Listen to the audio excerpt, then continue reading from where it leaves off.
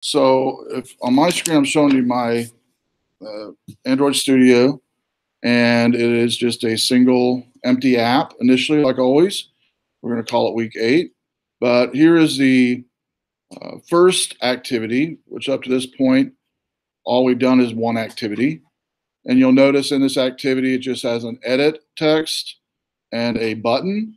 And the button says page 2. The edit text says enter string.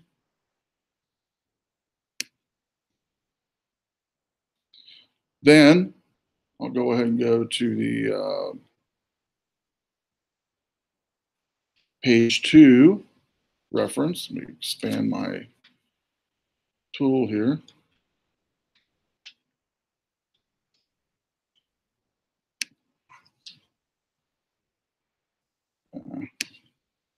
Windows. Let me show you what I just did, in case that ever happens to you. If your Windows ever mess up, you can go up to the window menu and go down here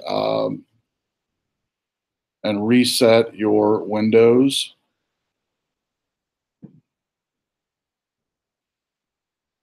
I already reset mine, so it's reset to default right now. But over here on the, if you mess anything up, let's do it on purpose. Do that. Okay. So restore default layout, and then we can go back here and we can restore Windows as well.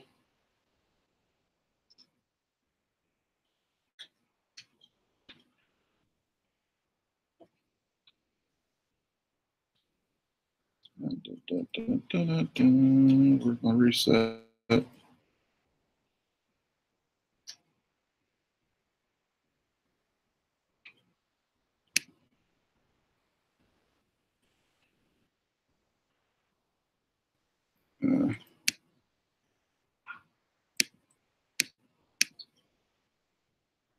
we go. Okay.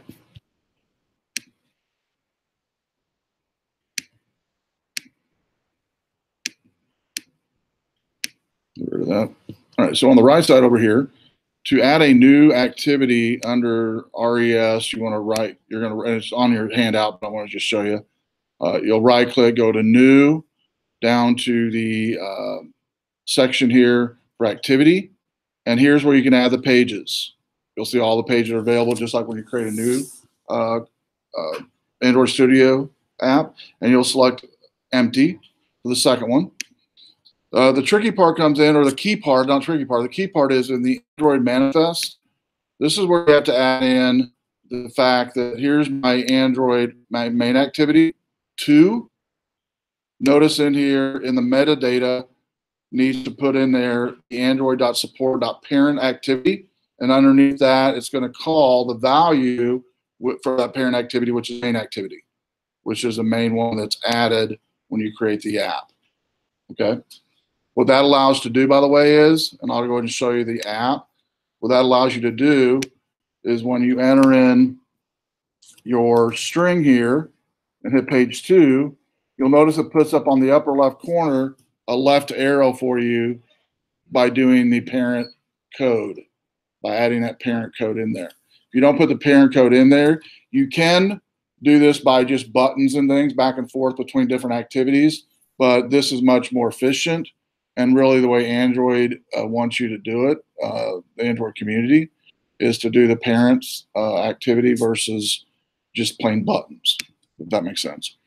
All right, so let's go ahead and I'll go ahead and stop mine. I'll keep mine on my code. My code base is actually, well, I'll show you a couple more things before we get going.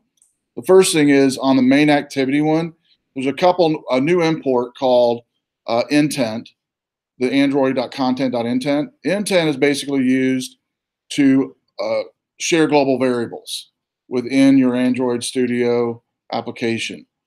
Down in the button click for BTN Go to call that, and just remember when you're typing these in, you're not going to type in the grayscaled text here called package text. It will put that in there for you when you type in the word this. But intent basically is to share, in this case, with main to activity, something. We don't know what that is yet, but in this one, it declares it as sharing a intent to share something is what it means actually. The next line is what's called put extra. Intent.put extra basically sends a value to wherever you're going. In this case, it's the main to activity. You'll notice in this one it's called send stuff, but I put in a comment that said it could be called whatever you want it to be. It doesn't have to be send stuff, it can be called whatever. The argument I have in here that's being sent, the value is the name of that text send box that you're going to type in some information. And then this start activity intent will push it to main2 activity, open up the main2 activity, and load it. Now I want to look at the main2 activity Kotlin file. It's pretty basic, but you'll notice it's bringing in and loading in that intent value here on line 17. It's bringing in the value for intent, which was, or the variable for intent, which is called send stuff. And it uses the word intent.get string extra. You'll also notice one of the things not needed in this one is the import. The reason it's not needed is because main activity is the parent of main2 activity. All right, so we don't need to import it because it is a parent of main2 activity. The next line is just showing that text on the TXT show. Make sense? All right, so go forth and conquer. You got your handout. I'll walk around. I'll keep my code up here for main activity first. I did put in, by the way, per your request on the layout, the size of the objects, especially the width, is really you need to really pay attention to. So the width for edit text on the activity main, you don't need to worry about height, just the width on that. Sorry, that should have been height instead of width on the edit text. I put in there wrong typo on that. On number 1 on page 3, it should not be width, it should be height on number 1. I want to force it to be 50 dp because when you do a when you do the infer constraints, it'll bump that up automatically, and you want to hard code in 50 dp for height, not width, because you're going to basically pack full. It's going to fill up the entire width for edit text, fill up the entire width for button. On the button, don't worry about width or height. It'll take care of it in the inference constraints. That's about it. Everything else I think we went over. So yeah, that typo there. On page 3, it is height. On the edit text, txt send instead of width. Height is 50 dp. And I'll leave my code up in front of you. That way, if you want to go back to my screen,